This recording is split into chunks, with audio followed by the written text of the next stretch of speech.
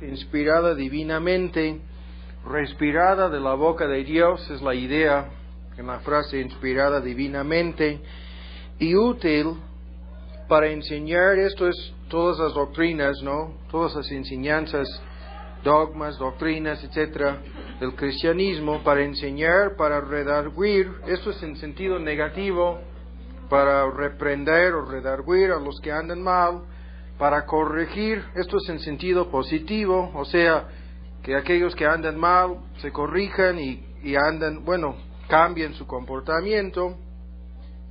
Y después, la última frase, para instituir, en la versión antigua, instruir. La palabra instruir viene de una palabra que habla de toda la enseñanza que recibe un niño desde su niñez hasta ser ya grande, ¿no? Hasta que llegue a ser adulto.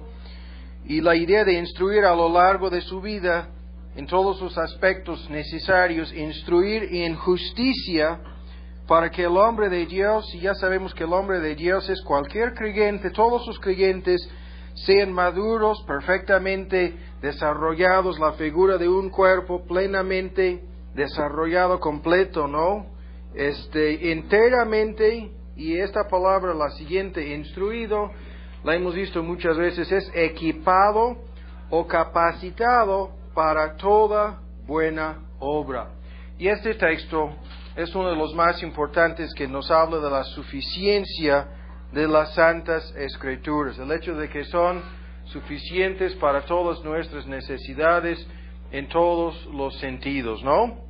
Pensamos continuar con este tema después de nuestro estudio de hoy. Veremos en un estudio detallado todo el tema del bautismo del Espíritu Santo y el ser llenos del Espíritu. Las dos cosas las vamos a combinar en un solo estudio. Y terminaremos, para que sean en total 10 estudios, terminaremos con 2 estudios detallados sobre la cuestión de las enfermedades y la sanidad divina. Pero el día de hoy vamos a considerar las implicaciones prácticas, en sentido teológico, en sentido espiritual, las implicaciones prácticas de lo que hemos visto hasta este momento en nuestra serie de estudios sobre los dones, ¿no? Comenzamos con el tema de los milagros y volveremos al libro de Génesis para ver algunas cosas importantes en el futuro, pero estamos ocupados en una consideración de los dones extraordinarios, ¿no? Y hemos realizado ya 7 estudios sobre este tema. Incluso estamos pensando que después pondremos todos esos estudios en un libro, ¿no?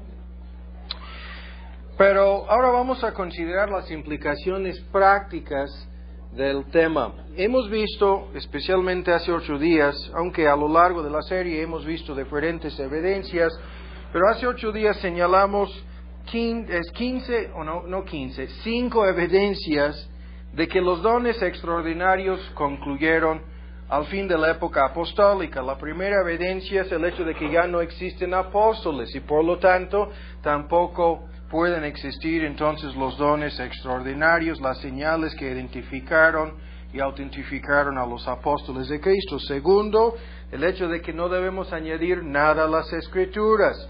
O sea, tenemos la palabra profética más permanente, la fe que fue entregada una sola vez, confiada a los creyentes una vez, no en el pasado. Tercero, las lenguas eran una señal para los judíos incrédulos. Ya cumplieron esta señal, hace casi 2000 años cumplieron su propósito como señal y por lo tanto ya no sirve ningún propósito como una señal para los judíos incrédulos. La cuarta evidencia de que los dones han terminado consiste simplemente en el hecho de que los supuestos dones que son manifiestos hoy en día entre los grupos pentecosteses no son los mismos. Esto lo hemos visto ya analizando las lenguas y lo vamos a ver más detalladamente en el tema de la sanidad divina, terminando esta serie. Y la quinta evidencia es la enseñanza apostólica en 1 Corintios 13, cuando Pablo dice enfáticamente: las profecías se han de acabar, cesarán las lenguas y la ciencia ha de ser quitada. Analizamos hace 8 días más detalladamente estos argumentos para afirmar que Pablo se refiere a algo que ya sucedió en el pasado, no a algo que sucederá en algún punto futuro. Ahora, 1 Tesalonicenses 5, buscan en 1 Tesalonicenses 5 para introducir nuestra consideración de las implicaciones prácticas de este tema. Vamos a considerar aquí al principio de nuestro estudio de hoy 3 objeciones. O sea, normalmente los pentecosteses que escuchan estudios de este índole anteponen varias objeciones, ¿no? Y normalmente la objeción que levantan en primer lugar, dicen que contradecimos varias afirmaciones de la Escritura, o sea, nos acusan de contradecir las Escrituras cuando afirmamos nosotros, 1 Tesalonicenses 5, por favor, que estos dones extraordinarios llegaron a su término, llegaron a su fin. Dicen, no, pero ¿cómo es posible que ustedes creen esto? Cuando vean un ejemplo, 1 Tesalonicenses 5:20, cuando dice, no menospreciéis las profecías. Este es uno de los textos que citan muchas veces para decir, entonces las profecías han de continuar, porque dice que no debemos menospreciarlas. Y el otro texto que normalmente citan, ya lo hemos visto, 1 Corintios 14:39, cuando dice, hermanos, procurad profetizar y no impidáis el hablar lenguas. Bueno, esto lo vimos, ¿no? Esto es la octava regla en una lista de 9 reglas que gobiernan el uso de estos dones en la iglesia, pero simplemente citan estos textos: no impidáis el hablar lenguas y no menospreciéis las profecías, para decirnos, eso es exactamente lo que ustedes están haciendo. Bueno, vamos a ver si es así o no. Ahora busquen en Lucas 10. Vamos a ver una serie de textos. Lucas en su capítulo 10, ¿no? Ahora, ¿cómo podemos responder a esta primera objeción levantada por estos grupos?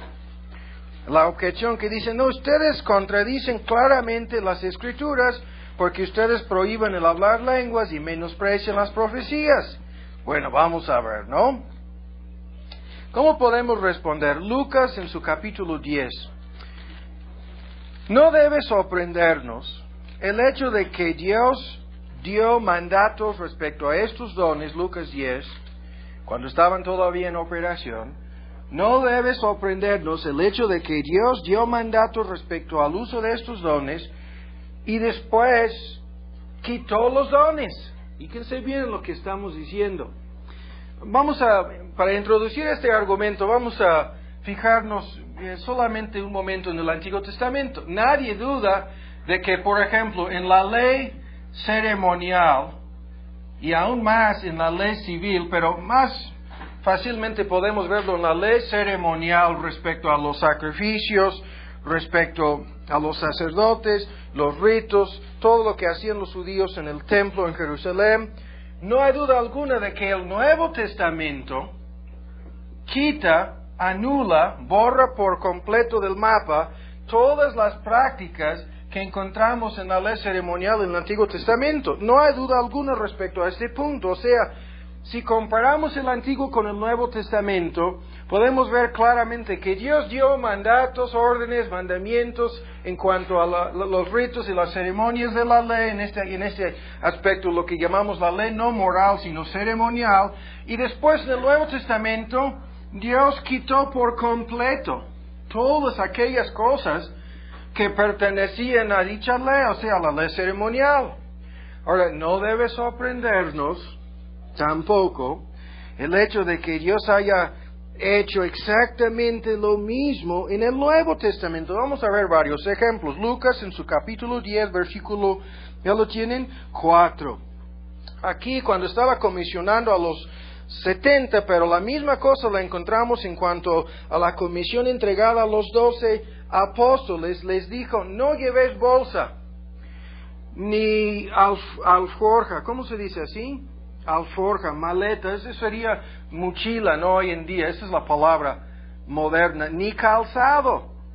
Y después dice, ni a nadie saludéis, ¿no? Pero escuchan bien, muchísimos grupos en algunos países, al enviar misioneros hacer la obra del evangelismo en países extranjeros han citado este texto. Ni siquiera maletas dicen.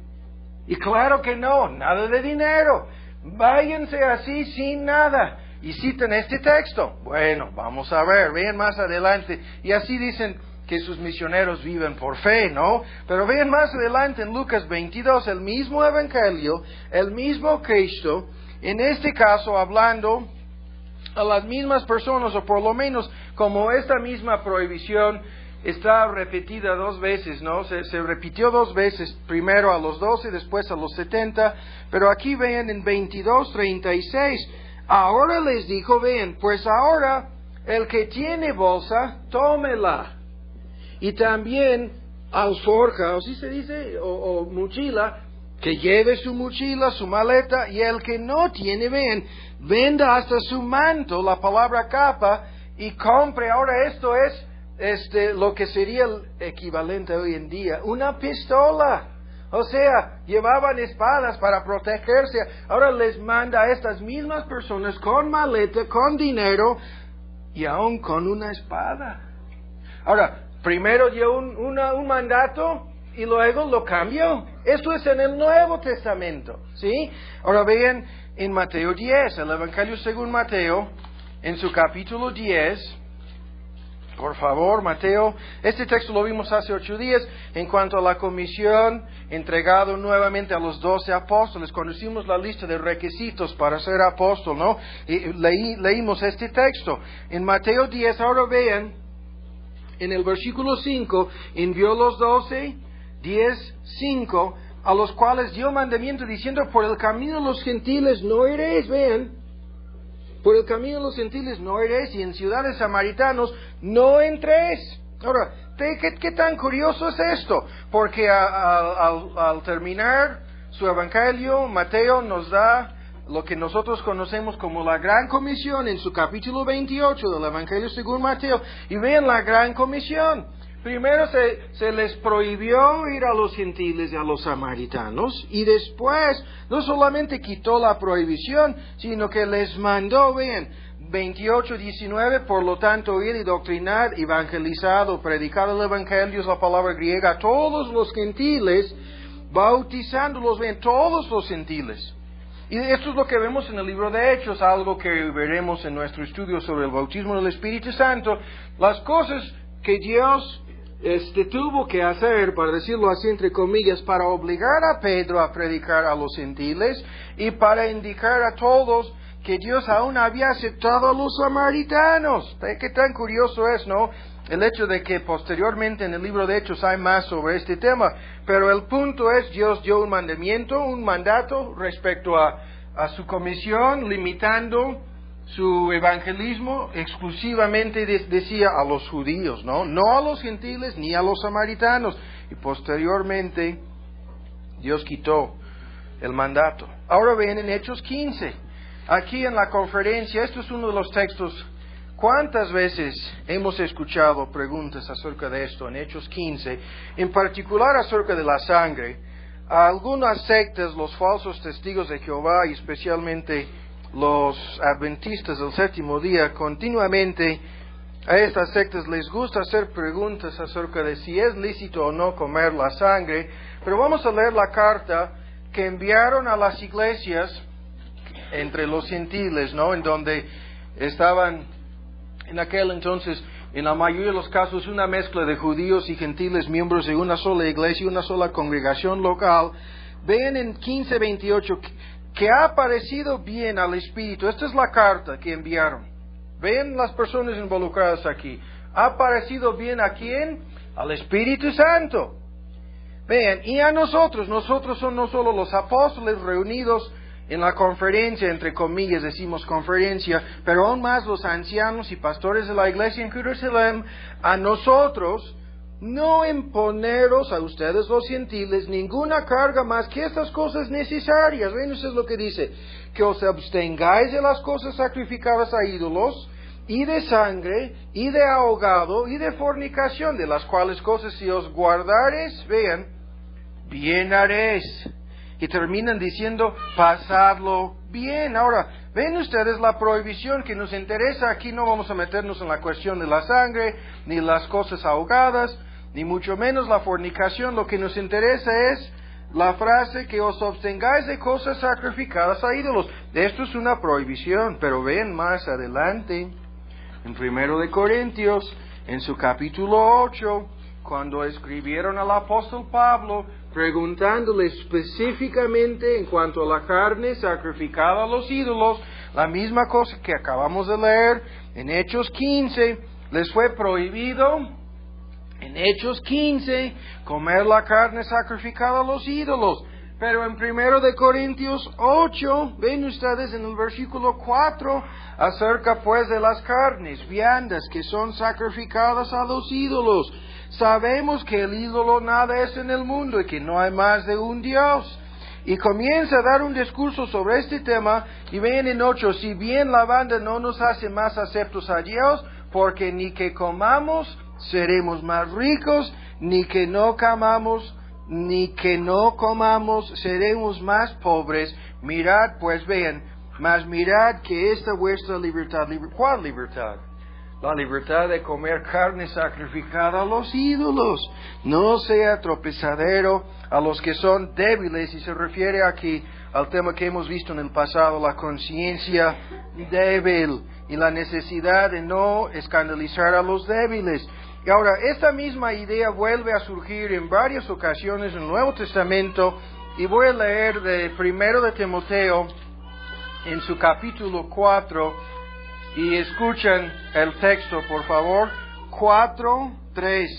Dice que en los últimos tiempos, no advirtiendo acerca de los hombres que tienen una conciencia cauterizada, dice que prohibirán casarse y mandarán abstenerse de las carnes que Dios creó para que con nacimiento de gracias participasen de ellas los creyentes, no los fieles, los que han conocido la verdad, porque todo lo que Dios creó es bueno, nada hay que desechar, tomándose con nacimiento de gracias, porque por la palabra de Dios y por la oración es santificado. Y queda evidente no solamente de este texto, sino de lo que dice el apóstol en Romanos 14 y en 1 de Corintios 10, que la prohibición mencionada en Hechos 15 tenía referencia, en cuanto a este caso de la carne sacrificada a los ídolos, tenía referencia a la conciencia débil de los judíos en aquel entonces, judíos creyentes, que se hubieran escandalizado horriblemente si los creyentes, miembros de la misma iglesia local, entraron a la hora de un convivio, ¿no?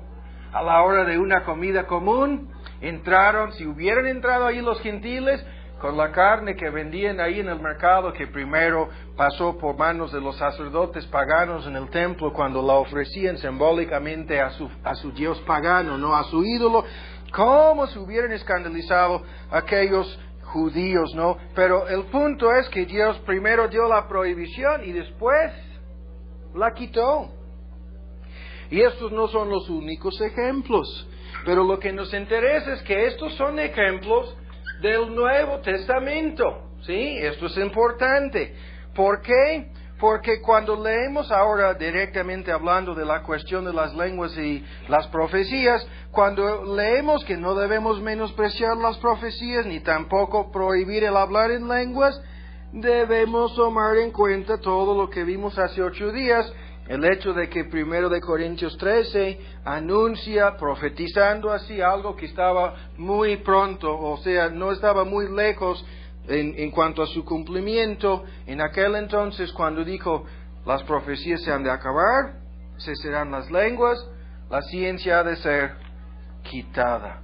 O en otras palabras, Dios que dio mandatos acerca del uso de los dones cuando todavía estaban funcionando, después quitó los dones. Entonces, estas prohibiciones sería como si alguien fuera a citar, vamos a dar un ejemplo, cualquier de estos 3 ejemplos que acabamos de dar, y tratar de decirnos que sigue válida la prohibición en cuanto a la carne sacrificada a los ídolos, o en cuanto a no tomar maleta, ni dinero, ni nada para protegerse uno mismo, o en cuanto a la prohibición de la predicación del Evangelio a los judíos, o mejor dicho, a los gentiles y a los samaritanos. Si alguien fuera a tratar de citar cualquier de esos textos y aplicarlo a nosotros hoy en día, serían de igual manera equivocados y inválidos, ¿no? Los textos que están citando serían inválidos, nulos y sin aplicación alguna a nosotros, porque Dios ya quitó los dones y Él mismo nos dijo cuándo y por qué esto sucedió.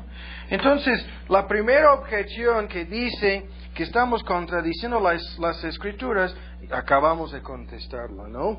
Y aún más, sabemos que los dones que ejercen en los templos pentecostales hoy en día no son los mismos, y esto ya lo hemos visto en otros estudios, lo hemos demostrado más allá de cualquier duda. Entonces, con razón debemos prohibir que sean ejercidos en nuestros templos, o sea, hoy en día, los dones que no son los mismos dones de los cuales leemos en el Nuevo Testamento. Ahora, en segundo lugar, la segunda objeción que muchos pentecostales levantan es, fíjense bien, que nuestra posición sobre este asunto, en efecto, limita a Dios. O sea, muchos pentecostales dicen, pero ustedes están limitando a Dios, ¿sí? Porque ustedes afirman que Dios no hablará ni por lenguas, ni profecías, ni... Eso es lo que dicen, ¿no? Y entonces están limitando a Dios. Pero fíjense bien en la respuesta. Nadie tiene el derecho de limitar a Dios. Sobre ese punto no hay ningún desacuerdo.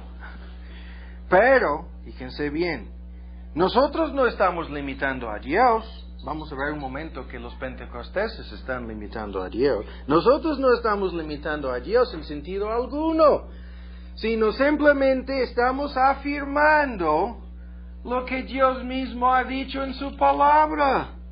O en otras palabras, fíjense bien, no hay duda alguna de que los dones extraordinarios fueron dados a los apóstoles para verificar y autentificar la nueva revelación, la revelación que recibieron en el primer siglo del cristianismo. No hay duda alguna de que dicha revelación ya fue recibida y escrita en forma permanente en el Nuevo Testamento. No hay duda alguna de que no debemos añadir nada a ella. O sea, el hecho de que las mismas Escrituras dicen que no debemos añadir nada, eso lo vimos hace 8 días, y aún más las mismas Escrituras profetizaron que estos dones, los extraordinarios, llegarían a su término, llegarían a su fin, y estos hechos, fíjense bien, nos obligan a concluir que estos dones ya terminaron. O sea, nosotros simplemente estamos afirmando lo que Dios mismo ha dicho en su palabra. No estamos limitando a Dios, sino simplemente respetando el límite que Dios ha puesto en este asunto. Dios profetizó que quitaría estos dones. Nosotros creemos por una larga lista de evidencias que ya cumplieron su propósito y que fueron quitados estos dones. Y nosotros creemos que Dios es veraz y consistente con su propia palabra, y que Dios no actuará en contra de su propia palabra, y creemos que la palabra de Dios habla claramente sobre el asunto. Entonces escuchen bien, ¿quién está limitando a Dios? No nosotros, sino los pentecostales, porque los pentecostales quieren decir a Dios que no puede quitar estos dones. O sea, los pentecostales están diciendo que Dios no puede cambiar su modo de comunicarse con su pueblo. Quieren limitar a Dios a los modos usados en la época de la infancia de la iglesia. O sea, quieren decir a Dios que que a fuerzas tiene que continuar hablando directamente a su pueblo a través de lenguas, a través de visiones y sueños, a través de profecías. O sea, están limitando a Dios porque le están diciendo que no puede cambiar su forma de revelarse, de comunicarse a su pueblo o con su pueblo, ¿no? Mientras que Dios ha puesto el límite, Dios ya hizo el cambio y nosotros simplemente creemos que así es. ¿Sí? Ahora, uno de los escritores muy conocidos sobre este asunto, creo que esto lo mencioné en una ocasión, comparó este cambio a lo que vemos en el libro de Éxodo, cuando los judíos están peregrinando por el desierto y por un periodo de 40 años caía cotidianamente, cada día, un suministro continuo, ¿no? O sea, todo lo necesario para comer en la forma del maná, ¿no? Y cotidianamente salían a recoger directamente del cielo el maná que caía, pero después cuando entraron a la tierra prometida, ya no. O sea, Dios cambió la forma en que alimentaba a su pueblo y les dijo, ahora ustedes tienen que trabajar, ahora ustedes tienen que comprar, para decirlo así, ¿no? Ahora ustedes tienen que buscar comida. Y si nos imaginamos, ¿no? ¿Cómo han de haber reaccionado muchos de ellos? No quiero trabajar. ¿Qué es esto? Comprar y buscar. Yo quiero que caiga maná del cielo. Eso es mucho. Y así son los pentecosteses hoy en día. Quieren que Dios siga hablando directamente a su pueblo cuando, como vamos a ver y como ya hemos dicho, Dios ya no hace eso. Ya no se comunica directamente en las formas que hemos visto, ¿no? A través de dones extraordinarios, sigue hablando a su pueblo a través de su palabra escrita. Pero eso es otra cosa. Ahora, la tercera objeción, fíjense bien, y esta objeción ya la hemos visto, ya la hemos contestado. Muchos pentecosteses dicen, pero estos dones son necesarios para convencer a los incrédulos, dicen, esto ya lo hemos visto. Ya hemos visto todo el asunto sobre cómo funcionaban estos dones para verificar la nueva revelación. Y ahora ven en Juan 20, este texto lo hemos visto en la mayoría de nuestros estudios, pero quiero que volvamos a leerlo. Este texto afirma lo que hemos estado diciendo. Las señales que Cristo y sus apóstoles ya hicieron son suficientes para autentificar y afirmar la palabra. Además, ya hemos visto que dichas señales no son necesarias en sí mismas ni son suficientes para crear la fe. Todo esto lo vimos en nuestro tercer estudio respecto a aquellos que buscan señales y milagros, ¿no? El Espíritu Santo produce la fe y no necesita la ayuda de milagros ni mucho menos señales para convencer a la gente. Las señales realizadas por Cristo tenían el propósito doble de identificar a Cristo como el Mesías, recuerden ustedes, de autentificar su reclamo de ser el Cristo y aún más el propósito de enseñar verdades espirituales. Juan 20, también hizo Jesús, versículo 30, muchas otras señales en presencia de sus discípulos que no están escritas en este libro. ¿Cuáles otras señales? Esa es la pregunta que hicimos hace 8 días. No lo sabemos, porque Dios no nos dice. ¿Y por qué no nos dice? Porque no es necesario. Las cosas escritas aquí son suficientes para que seamos convencidos de que Cristo es el verdadero Mesías, el ungido en el griego, el Cristo, el que fue profetizado en el Antiguo Testamento. Y esto fue el propósito, de autentificar a Cristo y su mensaje. Pero yo les decía hace 8 días que Lucas comenta que si fueran a ser escritas todas las cosas, se terminarían llenando todos los libros. No es Lucas, es Juan, me equivoqué, es aquí mismo, terminando en Juan 21, 25, vean. Vimos hace 8 días el último libro de la Biblia, la advertencia, ¿no?, del apóstol Juan en el último capítulo del libro de Apocalipsis. Vimos los últimos libros escritos por el apóstol Pablo, confirmando lo mismo, ¿no?, dando indicaciones de que la revelación estaba llegando a su término, a su fin. Vimos el apóstol Pablo, vimos al apóstol Pedro, recuerden ustedes, en su última epístola indicando lo mismo. Y quiero que veamos aquí, esto es el último evangelio, en el orden en que fueron escritos los 4 evangelios. Este es el último, y ven ustedes lo que dice.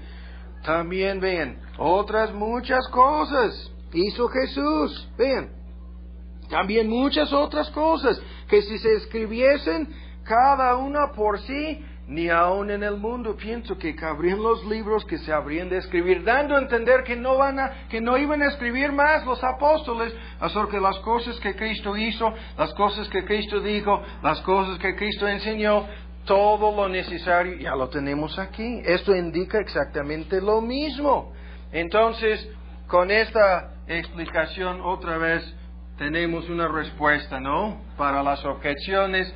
levantadas por los grupos pentecosteses. Ahora vamos a ir directamente a las implicaciones prácticas.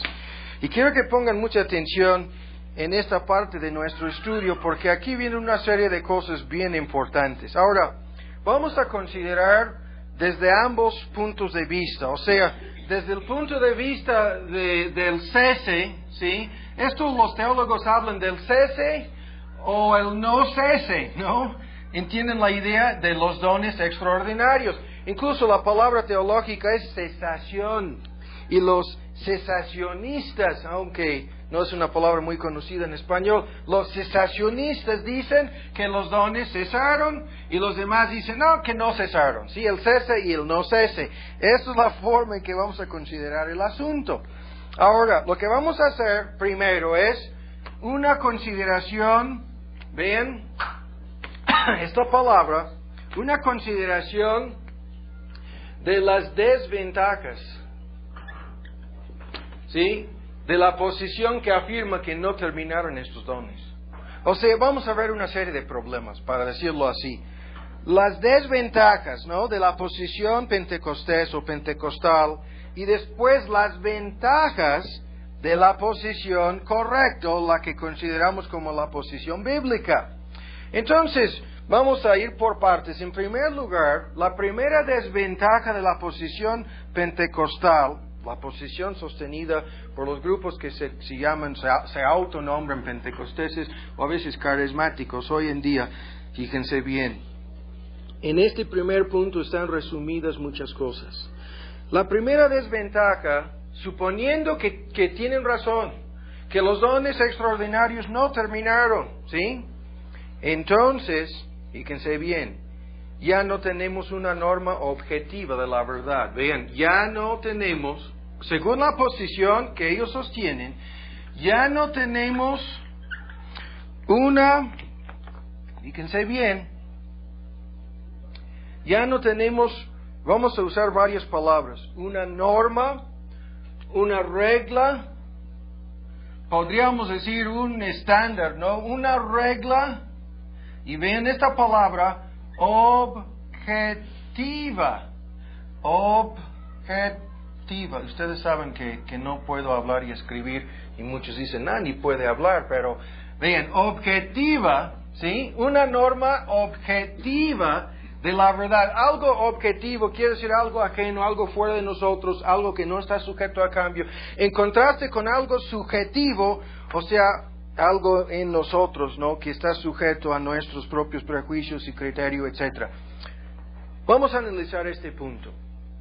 Cristo prometió a sus apóstoles, esto lo hemos visto en varios estudios anteriores, prometió a sus apóstoles que serían guiados, recuerden ustedes las frases, a toda la verdad, ¿sí?, a recordar todas las cosas que Él hizo y que Él dijo, y todas las cosas futuras serían reveladas. ¿Recuerdan ustedes?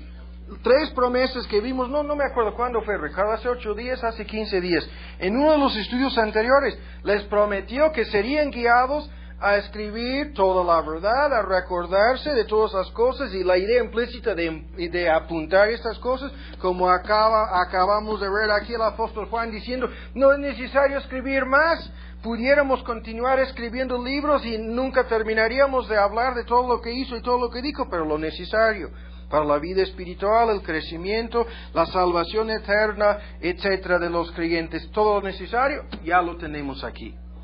Pero, ahora fíjense bien, los pentecosteses modernos, entre comillas, no creen que los apóstoles de Cristo recibieron toda la verdad. Y quiero que me escuchen, no lo crean. Por más que protestan y digan lo contrario, la verdad es que no lo creen.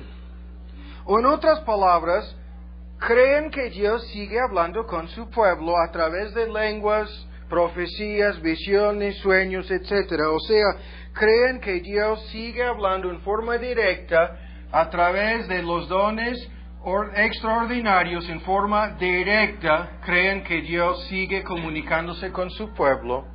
Y por lo tanto, fíjense bien, se ven obligados a caer en este grave error, en el error de negar que la revelación de la voluntad de Dios que tenemos en nuestras manos está completa y suficiente. O sea, no creen que esa revelación es completa ni tampoco suficiente, porque afirman tenazmente que Dios sigue hablando por medios extrabíblicos, o sea, por medios aparte de las Santas Escrituras. Dios sigue hablando con su pueblo. Ahora, nosotros afirmamos lo contrario. Afirmamos que ya no existe el fenómeno de comunicaciones directas, inspiradas del Espíritu Santo y por lo tanto autoritativas, ¿no? Nosotros afirmamos que ya no existen estos fenómenos. Las únicas comunicaciones de esta índole, o sea, comunicaciones directas, autoritativas, inspiradas del Espíritu Santo, las únicas comunicaciones que existen en este mundo moderno están aquí, escritas en este libro. O sea, fueron recibidas estas cosas en forma directa. Todo esto ya lo hemos visto analizando cómo funcionaba la profecía. Ustedes que no escucharon, creo que fue el cuarto estudio sobre cómo funcionaba en el Antiguo Testamento y en el Nuevo Testamento, cómo funcionaba, deben escuchar cuidadosamente los textos y las explicaciones. Fueron recibidas todas las cosas que están escritas aquí por inspiración directa del Espíritu Santo y están escritas en forma permanente, pero el fenómeno, o sea, el hecho de recibir revelaciones de esta cosa ya no existe. Los pentecosteses afirman lo contrario, diciendo que Dios todavía comunica con su pueblo en forma directa, aparte de las Santas Escrituras, lo vuelvo a repetir, por medios extraordinarios, extrabíblicos, o sea que Dios ha hablado, esto es lo que dicen, con muchos de ellos. La cosa quizás más común que afirmen en los templos pentecosteses hoy en día es esta idea de que Dios me dijo. No quieren decir Dios me lo dijo aquí, sino Dios me dijo. O sea, yo escuché una voz, o en alguna forma extraordinaria, ¿no? En lenguas, profecías, visiones, sueños, lo que es, Dios me habló, ¿sí? Esto es precisamente lo que afirman. Ahora quiero que se fijen ahora en las consecuencias. ¿Cuáles son las implicaciones prácticas de esta posición? Fíjense bien, esta afirmación o posición sostenida por los pentecosteses hoy en día introduce, fíjense bien, un elemento de incertidumbre. Okay. Este punto, o sea, esta posición sostenida por los pentecosteses hoy en día, introduce un elemento, vamos a decir, un factor de incertidumbre en todas las cosas. Un factor de incertidumbre. Vamos a dar varios ejemplos.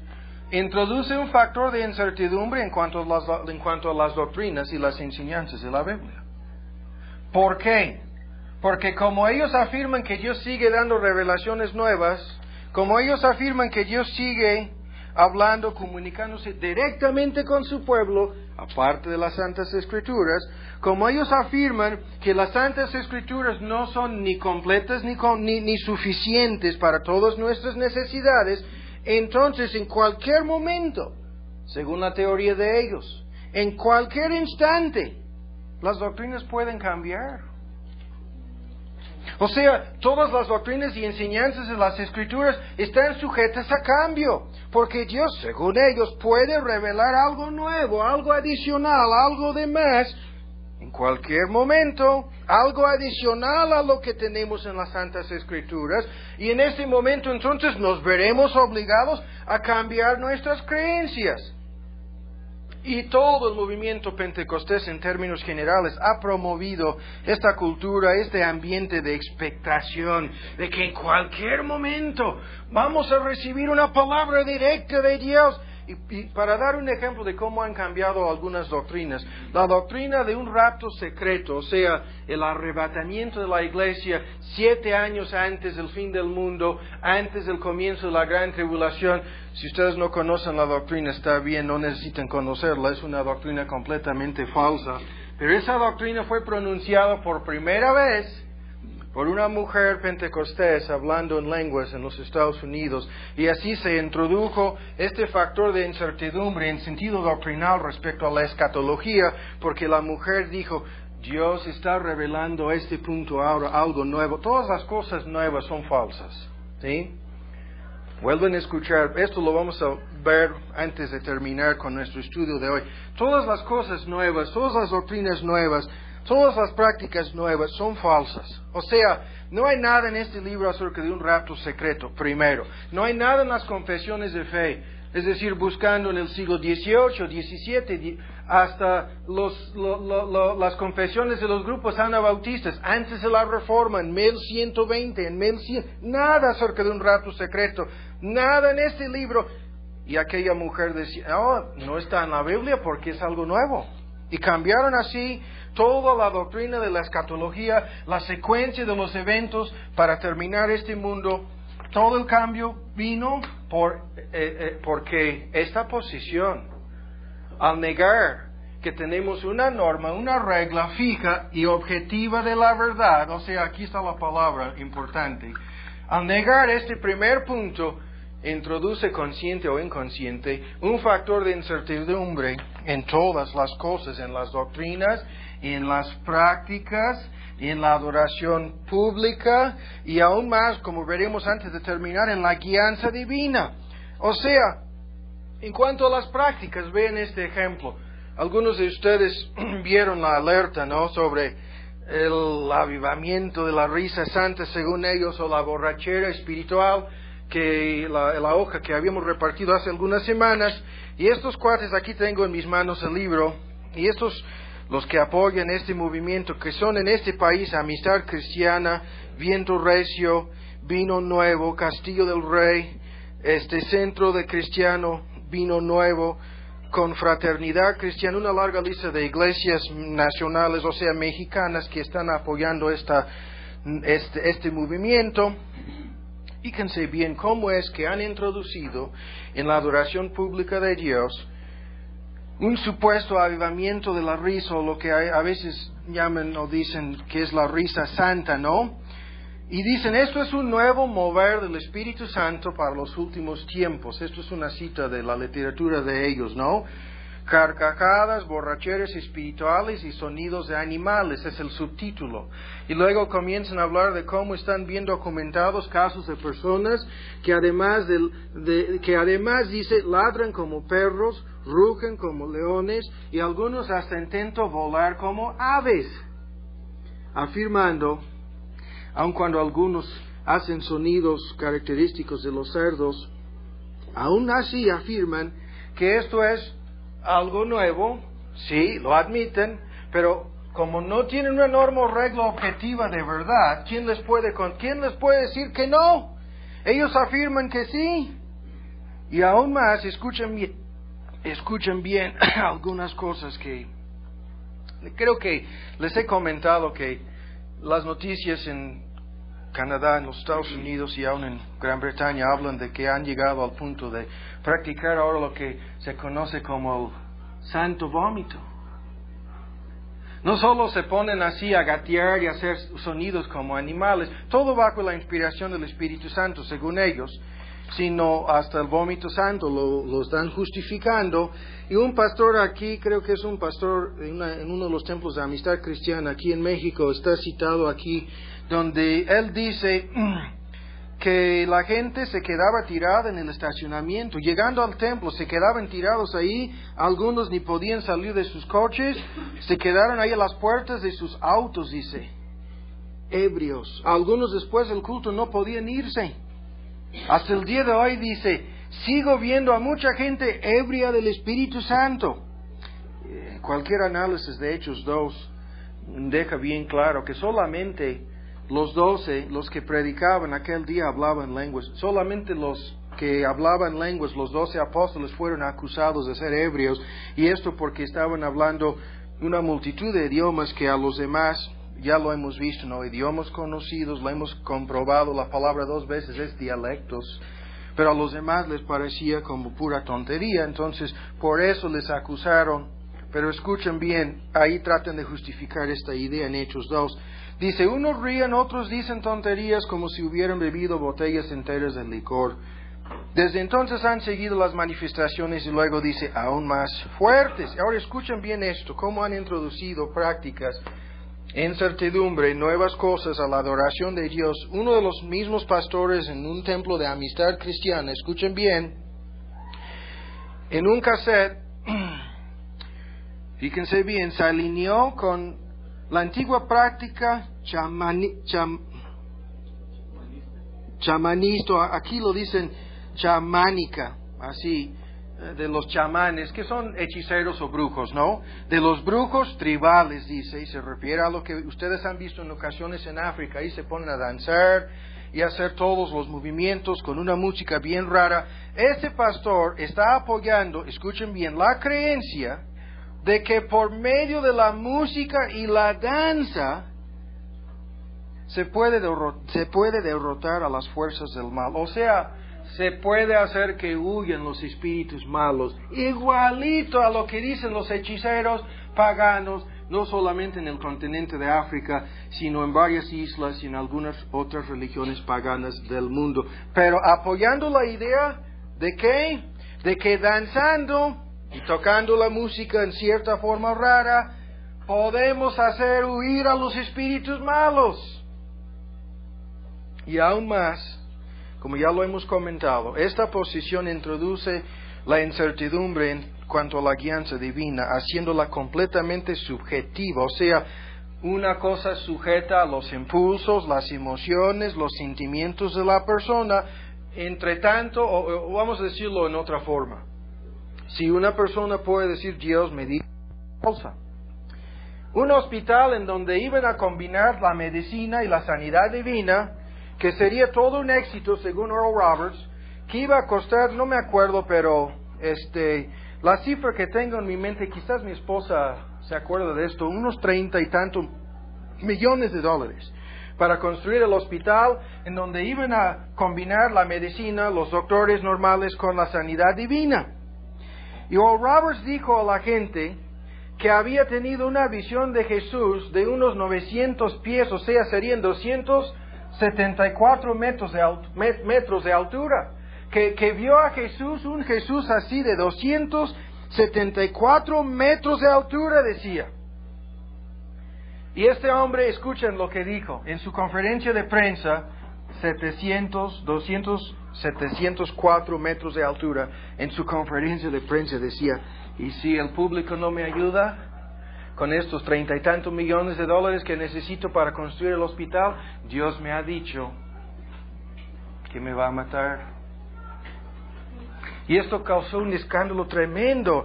Y claro, ¿no? Toda la prensa incrédula, ¿cómo se burlaban de Oral Roberts? A la última hora, el último día, cuando había prefijado un día artificialmente diciendo, si ustedes no me envían dinero, si no me mandan ayuda en esta fecha, Dios me va a matar. ¿Sí? Y en la última hora, un supermillonario le dio varios millones de dólares para que un incrédulo, como broma lo hizo, para que se completara la cantidad. Escuchen bien, toda la ciudad de Tulsa se puso en contra de él, porque había una abundancia de hospitales, exceso de camas, o sea, no hacía falta para nada un nuevo hospital en la ciudad de Tulsa. Y curiosamente, a los 5 años, o quizás 4 y medio, cumpliendo los 5 años, su hospital fue a la quiebra. Quebró. Y ahí está hasta el día de hoy. Es una torre gigantesca ahí en la ciudad de Tulsa. Se puede ver. Y ahí está completamente desocupada, o sea, abandonada. El edificio ahí está echándose a perder. Y aún así, multitudes de personas creen que Cristo le habló a Oral Roberts, que vio un Cristo de 274 metros de altura, y que hasta Cristo le amenazó con la muerte si no construyera aquel hospital. Esto es el borde de la incredulidad. Aunque ustedes no lo creen, hay muchos que creen que así es, porque el ambiente carismático abre el camino para todo tipo de engaño, fraude y decepción. Y debemos tomarlo muy en serio. Cuando Cristo dio esta advertencia, y la hemos visto muchas veces en la parte final del Sermón del Monte, en aquel día muchos me dirán, Señor, Señor. Curiosamente, precisamente las cosas que pretenden hacer los carismáticos hoy en día: en tu nombre profetizamos, en tu nombre lanzamos fuera demonios, y en tu nombre hicimos muchos milagros. Y entonces les protestaré: nunca os conocí, apartaos de mí, obreros. Ahí está indicando Cristo precisamente nuestro punto, que no debemos fijarnos en estos dones de tal modo que terminemos siendo engañados acerca de nuestra propia condición espiritual. Pero precisamente será así en el día final. Muchos de aquellos que andaban en los círculos en donde pretendían practicar estos dones van a descubrir a la última hora que fueron sujetos a un engaño, a un fraude y una decepción, pero una decepción trágica, porque significará para ellos su perdición eterna. La posición pentecostés coloca las experiencias por encima de la palabra de Dios. Entonces, cualquier experiencia es considerada por ellos como válida.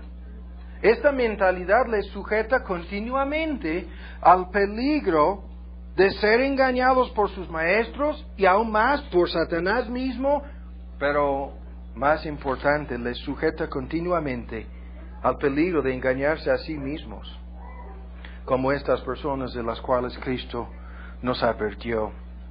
Ahora, en tercer lugar, la posición pentecostés de que las revelaciones y los dones continúan tiene el efecto práctico de minimizar la autoridad de las Escrituras.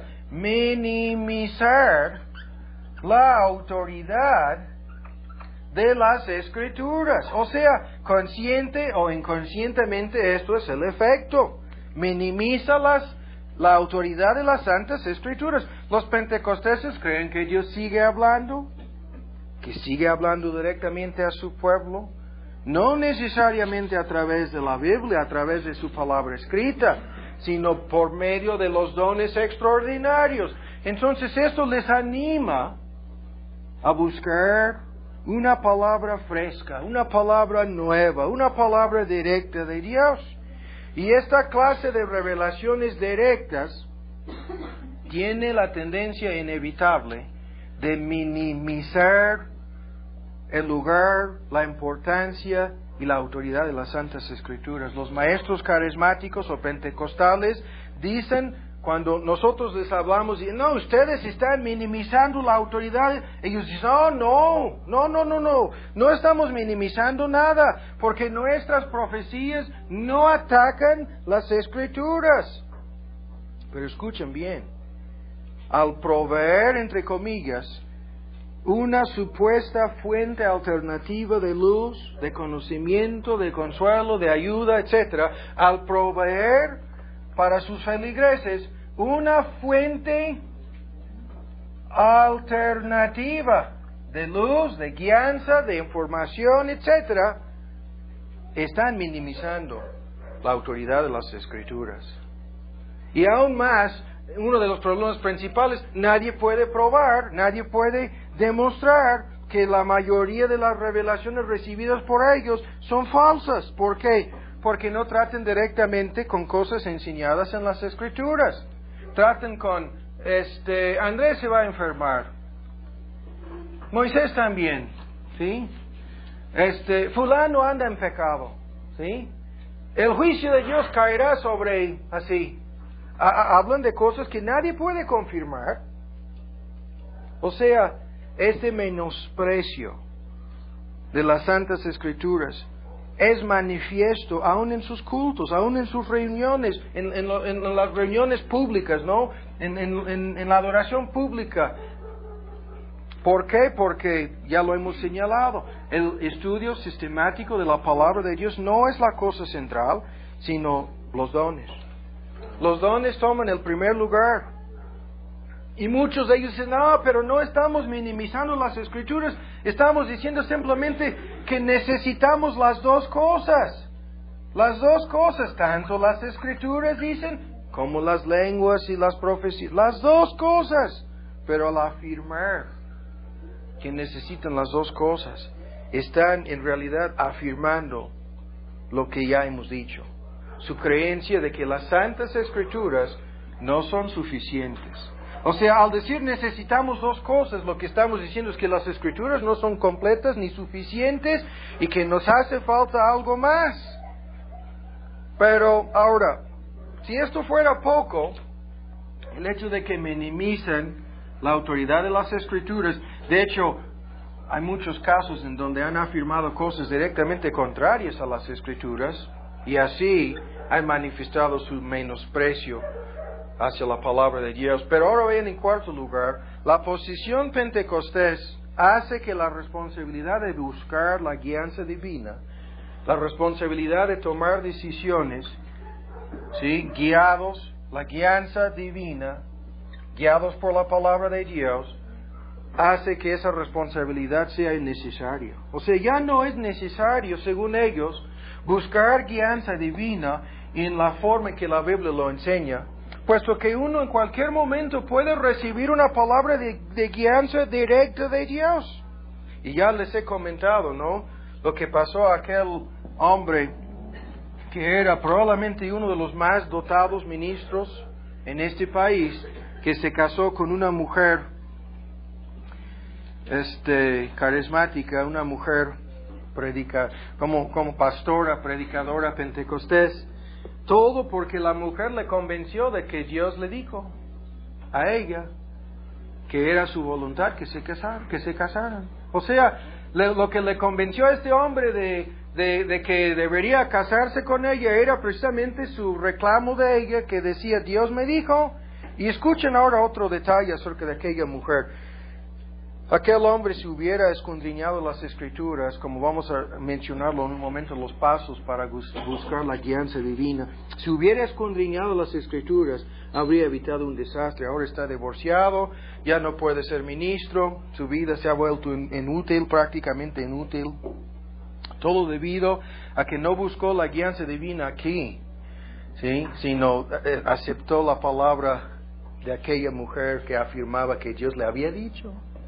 Pero escuchen bien, en una ocasión, creo que fue la primera, no sé si estabas ahí, la primera vez que cené en la casa de estas personas, estábamos comiendo y la señora, esta misma mujer que afirmaba que se había casado con él porque Dios le dijo a ella que era su voluntad que se casaran, esta mujer comenzó a darme su experiencia de salvación, a darme una narración de cómo es que fue convertida. Y me dijo, fíjense bien, fue igualito a lo que pasó al apóstol Pablo. Igual. Vi una luz, escuché una voz, caí al suelo. La única cosa en que había diferencia es que no cayó ciego 3 días. Solamente Dios no, pero todo lo demás igual. Me decía, escuché una voz, caí al suelo. Y la misma comisión que Dios dio al apóstol Pablo, esto es lo que a mí me molestó, la misma comisión que Dios le dio al apóstol Pablo, a mí me la dio, a mí la misma. Y yo estaba escuchando así atónito, ¿sí? Porque ustedes saben, ¿no?, que desde hace mucho tiempo ya entendía todo esto y yo no creía para nada que eso es lo que le había sucedido a ella, igual a lo que pasó. Entonces yo simplemente comencé a preguntarle si lo que sucedió al apóstol Pablo era un ejemplo, si era la norma y la regla objetiva de verdad para juzgar la conversión. O sea, si Dios hacía igual en el caso de todos lo que hizo en forma especial. Ya sabemos de nuestro estudio sobre los apóstoles y los requisitos para ser un apóstol, precisamente porque apareció a Pablo aquel día y le comisionó directamente. Pero yo le empezaba a preguntar si la norma, la regla de la Escritura indicaba que cada creyente debería buscar una conversión igual a lo que pasó a Pablo, se levantó de la mesa y comenzó a gritar. Se volvió loca, esa mujer empezó a insultarme, a gritar, y de veras, aunque ustedes no lo crean, yo estaba muy calmado en este momento. Ricardo no lo cree. Yo estaba muy calmado, no le había insultado, no le había ofendido, nada. Pero comenzó a insultarme, a gritar, y hasta su marido la encerró ahí en un cuartito y estaba gritando ahí, diciendo un montón de tonterías.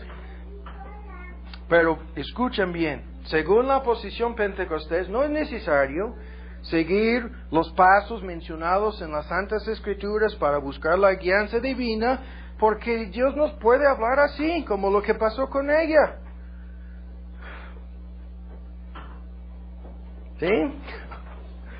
La tarea de asegurarnos de que las decisiones que tomamos están basadas en la palabra de Dios, o estén basadas en las Santas Escrituras, la necesidad de tomar decisiones inteligentes, responsables, basadas en las Escrituras. Ya no es necesario nada de eso. Dios nos puede guiar así directamente. Ahora, vamos a mencionar estos pasos, ¿no? Y tenemos varios estudios, pero todos estos pasos están resumidos en 2 cassettes, en donde hay muchos detalles. ¿Cuál es el primer paso para buscar la guianza divina? Bueno, esto ya lo sabemos. Debemos creer y entender que Dios no solo tiene un plan y propósito para sus hijos, para nosotros si somos sus hijos, sino que Él puede guiarnos. O sea, si no creemos que Dios tiene un plan y un propósito, es absurdo buscar la guianza divina.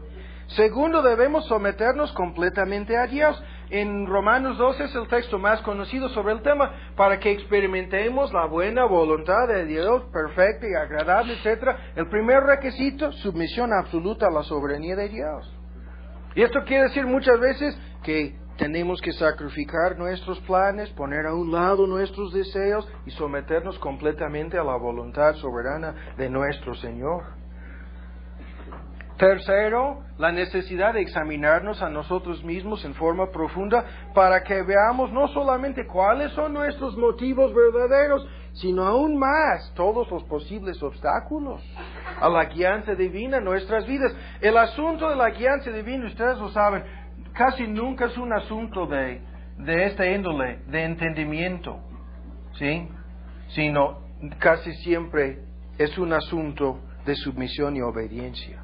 Y a este nivel entran un montón de obstáculos, motivos falsos, motivos egoístas, la codicia, el materialismo, la ambición mundana, una larga lista de cosas que hemos analizado en el pasado. Siempre debemos obligarnos a decir por qué estamos convencidos o inclinados a tomar X decisión, porque al buscar y analizar a fondo nuestros motivos, muchas veces salen un montón de cosas que ni nos imaginábamos, ¿no? Cuáles eran nuestros motivos verdaderos. Muchas personas, ustedes lo han escuchado frecuentemente en los estudios sobre este tema, muchas personas ya se han decidido mucho antes. Lo que quieren es la aprobación y la bendición divina sobre lo que ellos ya determinaron. No están buscando la guianza divina, ya se decidieron, ya tomaron la decisión. Y muchas veces tomaron una decisión basada en algún beneficio material, en algún beneficio temporal. Muchos confunden la guianza divina con sus propios deseos, con sus fantasías, con sus sueños, con algo no real, algo imaginario. Muchísimas personas se dejan guiar por lo que es más fácil. Lo que quieren es lo que les convenga. Están aburridos, están fastidiados, quieren algún cambio o quieren escapar de sus problemas y sus responsabilidades. O sea, todos estos factores y otros pueden ser tremendos obstáculos para la guianza divina en nuestras vidas. Pero después de descartar todos los motivos, los motivos falsos, después de analizarnos a fondo, después de ponernos en las manos de Dios para hacer su voluntad, entonces debemos consultar cuidadosamente las Santas Escrituras. Vean algunos textos, ¿no? Efesios 5, simplemente estos puntos los menciono, ¿no? Bueno, lo voy a leer. Dice que no debemos ser necios e insensatos, sino entendidos de cuál sea la voluntad de Dios. Entendidos. Ahí está el entendimiento de su voluntad. El entendimiento de la voluntad divina relacionada directamente con el uso de la palabra de Dios. La guianza divina es algo inteligente. Es algo que Dios ve algunos principios, ¿no? Primero de Corintios 6. Vean estos textos que hemos analizado a fondo en el pasado. Dios nos guía a través del estudio, la aplicación práctica de su palabra a nuestras vidas, la renovación de nuestra forma de pensar, la aplicación de los principios, reglas de las Escrituras. O sea, por ejemplo, cuando alguien hace la pregunta acerca de cosas no mencionadas en la Biblia, hay una serie de reglas que nos sirven como guías para ayudarnos. Aquí ya lo tienen en 1 de Corintios. ¿Qué pasó aquí con mis apuntes? Aquí estaba. 1 de Corintios 6, ya lo tienen. Este texto lo hemos visto muchas veces. Todas las cosas me son lícitas. No se trata aquí de cosas prohibidas, sino perfectamente lícitas, mas no todos convienen. Todas las cosas me son lícitas, mas yo no me meteré debajo de potestad, o sea, no me sujetaré al control, al dominio, al poder de ninguna cosa. Y ahí está un principio, una regla completamente clara, o para decirlo así, entendible para todos. La pregunta primero es, si se trata de cosas no mencionadas directamente en la Biblia, es si la cosa es lícita. No hay ninguna prohibición. La segunda pregunta es si me va a dominar, si me va a controlar, si me va a sujetar a su dominio, a su control. ¿Sí? La tercera pregunta en el capítulo 10, si me va a edificar, ¿cómo me va a afectar en mi vida espiritual? En 10:23, estos textos los hemos visto muchas veces. Todo me es lícito, mas no todo edifica. 10:23. O sea, ¿cómo me afectará en mi servicio, en mi mayordomía, en mi testimonio, en mi servicio para Dios, en mi crecimiento espiritual, en el proceso de... ¿Cómo me va a afectar en todos estos aspectos? ¿Cómo afectará a otros? Y así una larga lista de textos que enseñan que debemos usar los mandatos, las prohibiciones, los principios generales, las ilustraciones, las normas, las reglas. Pero vean, de la verdad objetiva que tenemos en las Santas Escrituras. Todo esto con una voluntad sumisa y aún más en otros aspectos, ¿no? Hasta podemos llegar al punto, en el peor de los casos, de pedirle a Dios que cierre una puerta o que abra una puerta, ¿sí? Para que seamos protegidos del peligro de equivocarnos. Y ahí entra todo el asunto de la providencia divina, pero nada acerca de, fíjense bien, escuchar una voz de Dios hablándonos del cielo. Nada, en lo absoluto. En todos los textos que enseñan acerca de la guianza divina, siempre se trata de la aplicación, del entendimiento de la palabra de Dios en nuestras vidas, ¿sí? Muchísimas, la persona que debo fumar, no hay nada acerca de fumar en la Santa. Pero hay mucho acerca de que no debemos suicidarnos o hacer daño a nuestros cuerpos, ¿sí? Para dar un ejemplo. Y solamente analizando a fondo lo que sucede a aquellos que hacen, no solamente fumando, sino un montón de formas uno puede hacer daño, y no debemos hacer ningún daño a este cuerpo. Si somos creyentes, el Espíritu de Dios mora en nosotros, debemos hacer todo lo posible para que este cuerpo tenga salud, etcétera, ¿no? Pero, en quinto lugar, rápidamente vamos a pasar a otro asunto aquí. En quinto lugar, la posición pentecostés impide el crecimiento y la madurez espiritual. ¿Sí? Impide el crecimiento espiritual y la madurez. O sea, puesto que los carismáticos o los pentecosteses modernos siempre están buscando los dones extraordinarios que pertenecieron a la primera época de la iglesia. Vean en Efesios 4. Entonces, ¿qué sucede? En vez de buscar en las Santas Escrituras, siempre están buscando los dones que pertenecen a la época de la infancia de la iglesia. Entonces permanecen en un estado de infancia. En el mejor de los casos, cuando se trata de creyentes verdaderos, creyentes sinceros, escuchen bien, permanecen en un estado de infancia. Aquí en Efesios 4, esto es exactamente el asunto. 4:14, que ya no seamos niños fluctuantes. Esto es una descripción exacta de lo que sucede en medio de ellos. Niños fluctuantes, llevados por doquiera de todo viento de doctrina, por estratagema, ven, esto es maquinaciones de hombres. Muchos se sujetan a un tipo de esclavitud espiritual. Estratagema de hombres, maquinaciones de hombres que para engañar emplean con astucia, con mucha sabiduría, pero diabólica, la palabra astucia, los artificios del error, los trucos del error, para engañar. Ya hemos dicho, su posición de que no hay ninguna norma o regla objetiva de verdad para juzgar las cosas, les conduce inevitablemente a esto. A ser engañados, a ser llevados por doquiera por doquiera de todo viento de doctrina. Pero ven cómo pueden escapar de esto, cómo pueden huir de la infancia, la inmadurez espiritual a la cual están sujetos continuamente, manipulados y dominados como si fueran niños. Vean, siguiendo la verdad en amor. Si no seguimos la verdad, no podemos crecer, no podemos. La próxima frase se refiere al crecimiento y la madurez espiritual. Pero según ellos, no existe una verdad absoluta. ¿Sí? Cualquier fulano que Dios me dijo, puede estar diciéndonos la verdad, aunque no lo sabemos. ¿Sí? Según ellos. Entonces, esto es el mismo argumento usado por Pablo cuando habló del cese de estos dones. Cuando era niño, hablaba como niño, pensaba como niño, juzgaba como niño.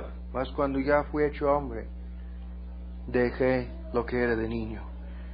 Y lo que ya hemos visto en 2 de Timoteo, en el texto con el cual empezamos nuestro estudio, que las Santas Escrituras sirven para que el hombre de Dios, maduro, perfecto, enteramente equipado, capacitado para toda buena obra. Las Santas Escrituras sirven para que alcancemos esta madurez, ¿no? Y uno de los argumentos que comprueba que 1 de Corintios 13 no se refiere al fin del mundo, sino a la llegada de la revelación neotestamentaria en su forma completa, es que este proceso de madurez debería suceder en este mundo, no en el próximo, sino en esta vida. Esto es uno de los argumentos que señalamos hace 8 días. Ahora, en sexto lugar, y ahora quiero que pongan muchísima atención para que veamos hasta dónde nos conduce todo esto. La posición pentecostal, fíjense bien, no proporciona un criterio infalible, fíjense bien, un criterio infalible para juzgar la experiencia espiritual o religiosa de una persona. Vuelvan a escuchar. No nos proporciona, no nos provee ninguna norma o regla objetiva de verdad por la cual podemos y debemos juzgar la experiencia religiosa de una persona. ¿Sí? O sea, esto es un error trágico, como vamos a ver. Como los pentecosteses siempre están buscando los dones en vez de los frutos del Espíritu. Ahí está el error, ¿sí? No tienen una norma o regla objetiva por la cual pueden juzgar la experiencia religiosa de una persona. Y ahora vamos a mostrar haciendo 3 preguntas, ¿no? Vamos a demostrar cómo debemos juzgar la experiencia religiosa de una persona. Fíjense con mucha atención. La primera pregunta que debemos hacer cuando hablamos con una persona religiosa, ¿sí? De X, vamos a decir, de X grupo evangélico, entre comillas. La primera pregunta que se debe hacer es la siguiente. ¿Es la experiencia religiosa de esta persona algo que fue producido por la verdad? Esta es la primera pregunta. ¿Sí? ¿Es la experiencia religiosa que esta persona nos ha platicado? ¿Sí? Dios me salvó hace tanto tiempo y esto es como con aquella mujer. Cuando ella comenzó a decirme, mi experiencia fue igual a lo que pasó con Pablo. Mi primera pregunta fue, ¿es la experiencia religiosa de esta mujer igual a lo que vemos en las Escrituras? O sea, ¿es algo que fue producido por la verdad de las Escrituras? ¿O algo producido por otros factores? ¿Sí? Y fíjense muy bien en lo que estamos diciendo aquí.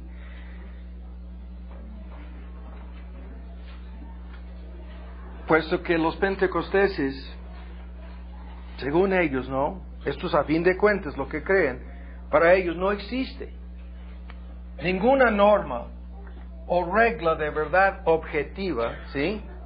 Entonces, casi cualquier experiencia religiosa es válida.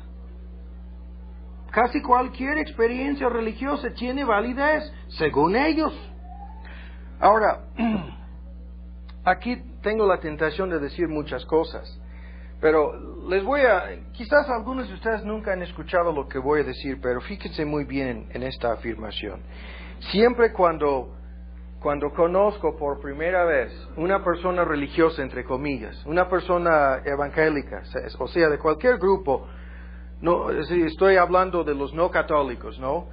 Y estoy hablando de los evangélicos, excluyendo a los mormones, testigos y adventistas que enseñan claramente doctrinas de demonios, para decirlo así. Ahora, yo no doy por sentado que ninguna persona, al conocer a esa persona, es verdaderamente convertida.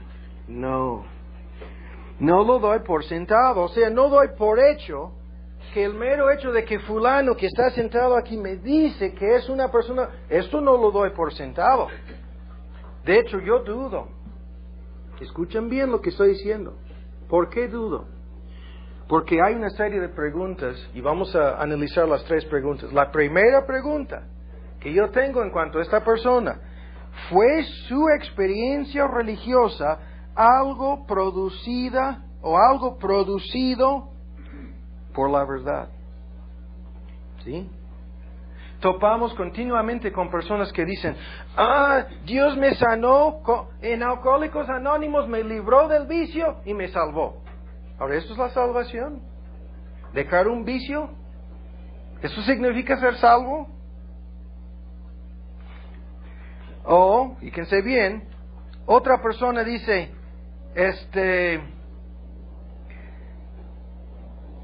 desde mi niñez, Dios me salvó. ¿Sí? Desde niño. Dios me salvó desde chiquitito.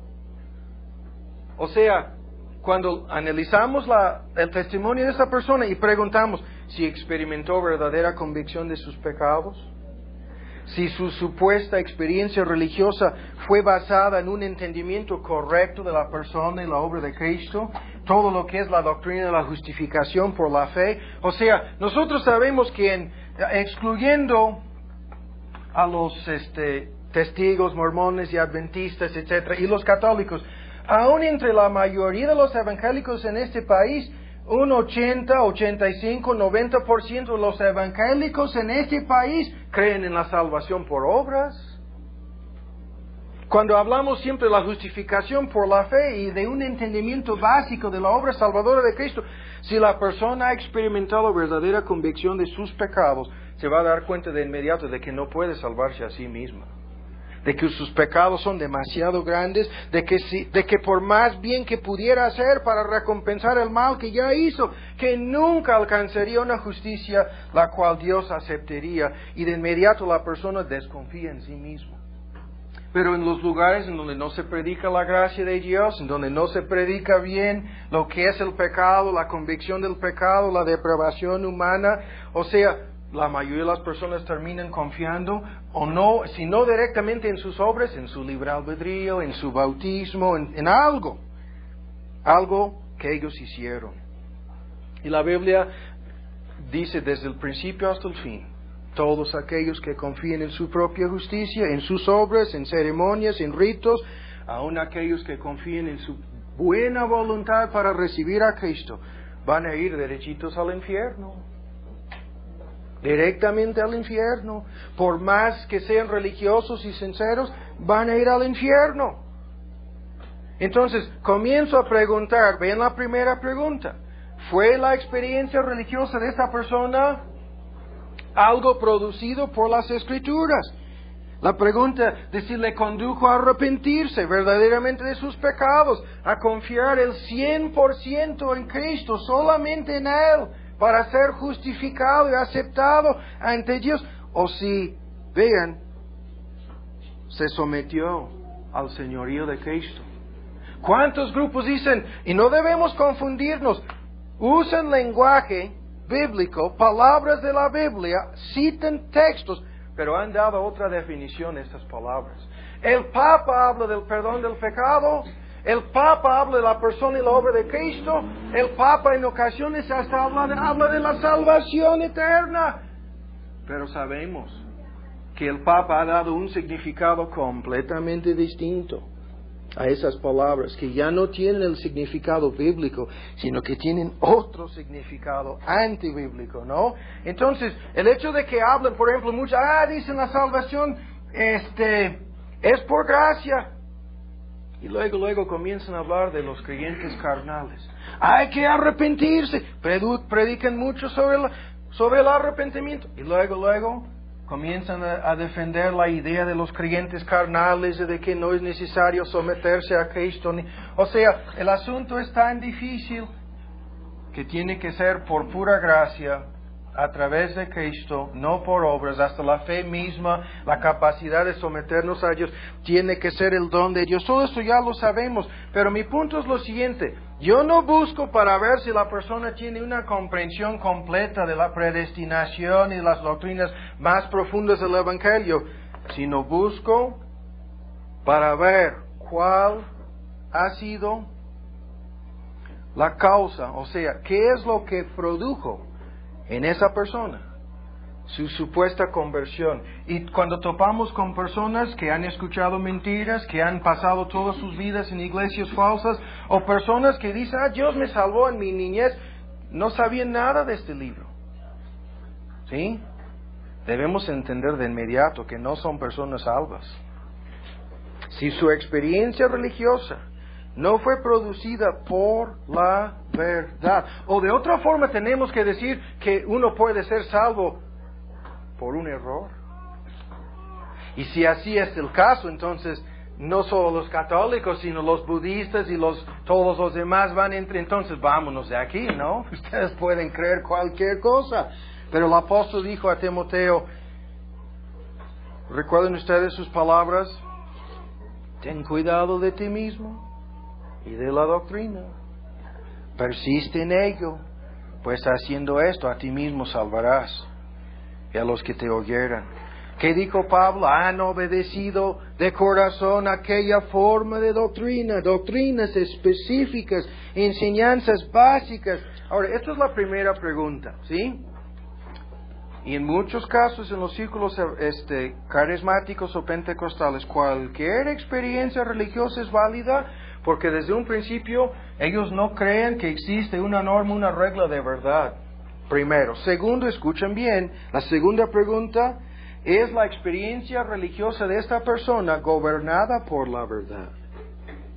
O sea, la verdad de las Escrituras son sus creencias, sus prácticas, sus normas, su adoración, o sea, son todas estas cosas, lo que esta persona cree, lo que esta persona practica, lo que esta persona pone en práctica en su vida, son cosas gobernadas por la verdad.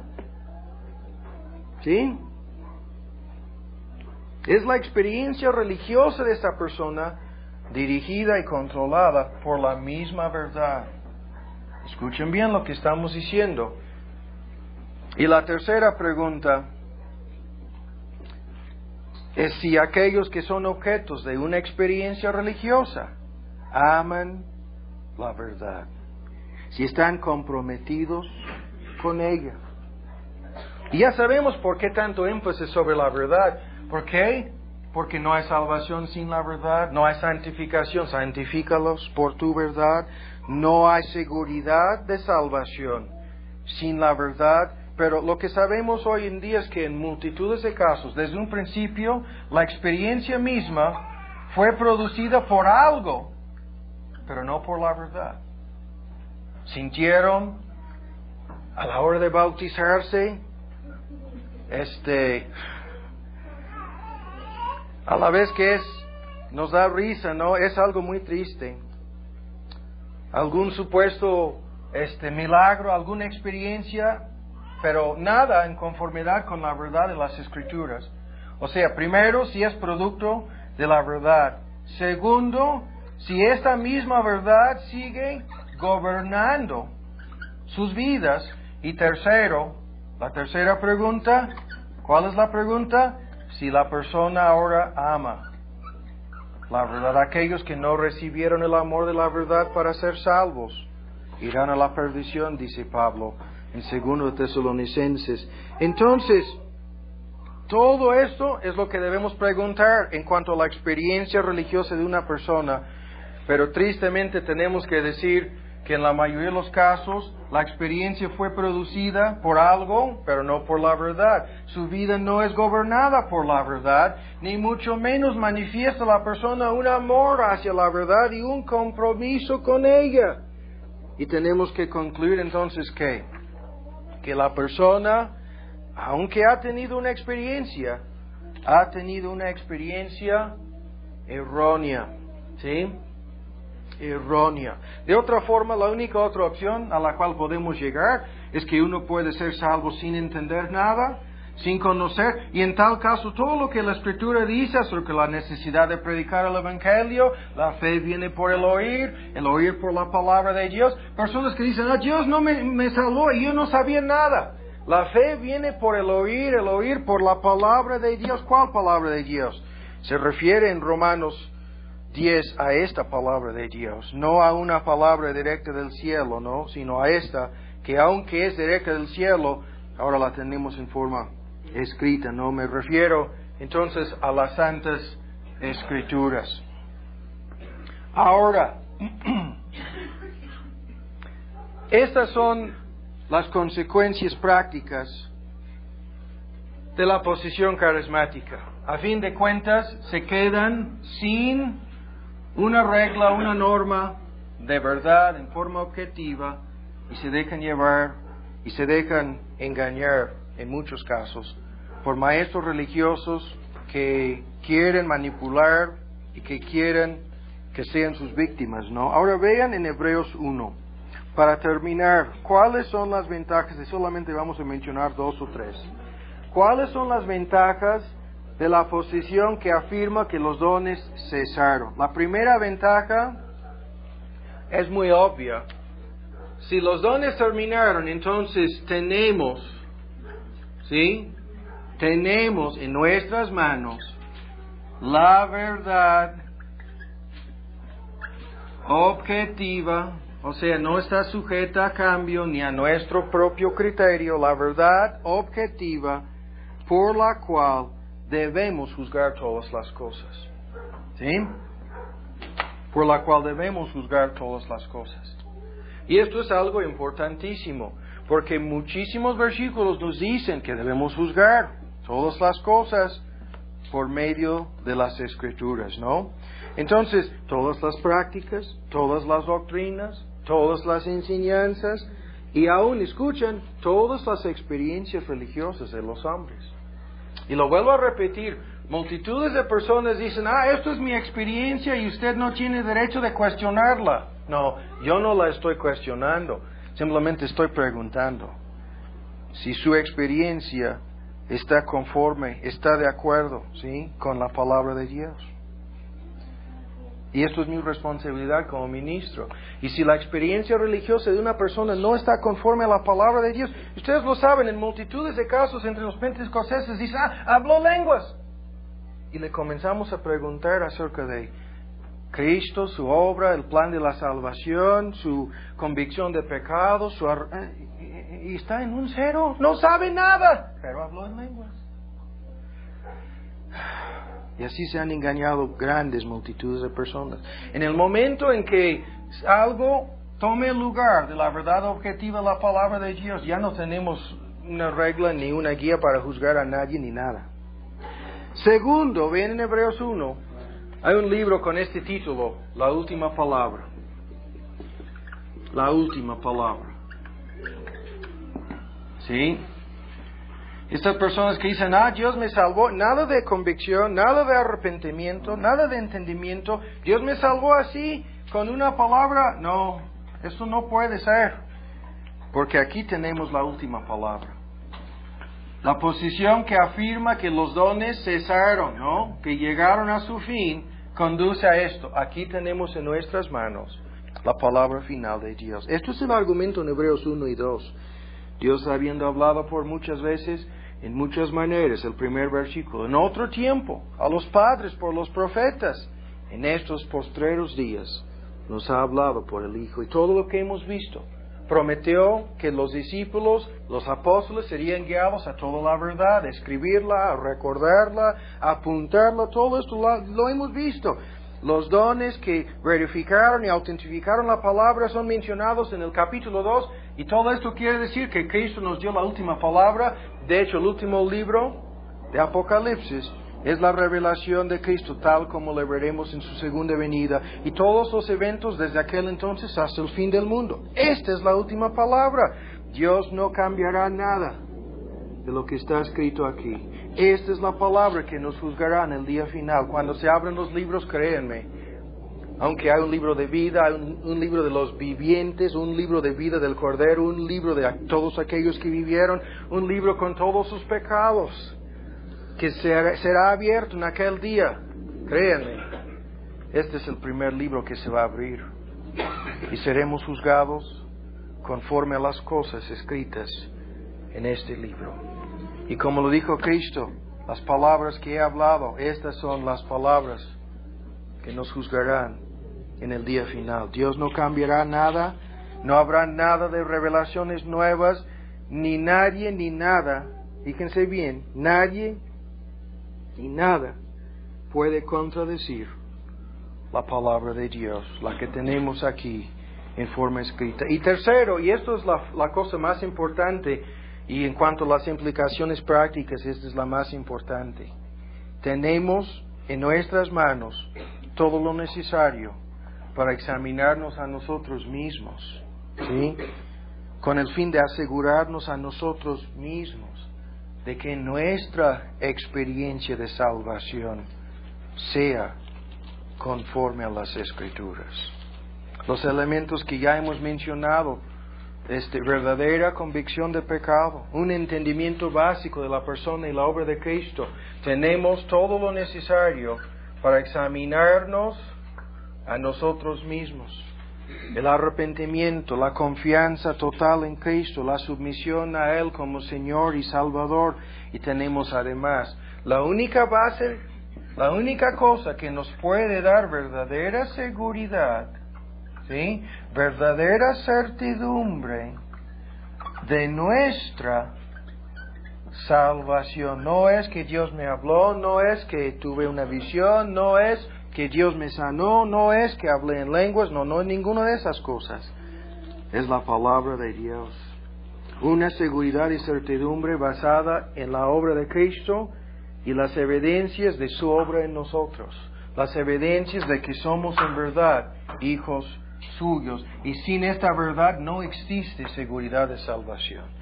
Todas aquellas personas que están confiando en algo fuera de este libro como la base de su certidumbre de ser personas convertidas, están confiando en algo falso y terminarán siendo sorprendidas, juzgadas y condenadas en el día final. Entonces, tenemos la última palabra, y esta palabra nos sirve como la única guía de confianza, la única guía de verdad objetiva.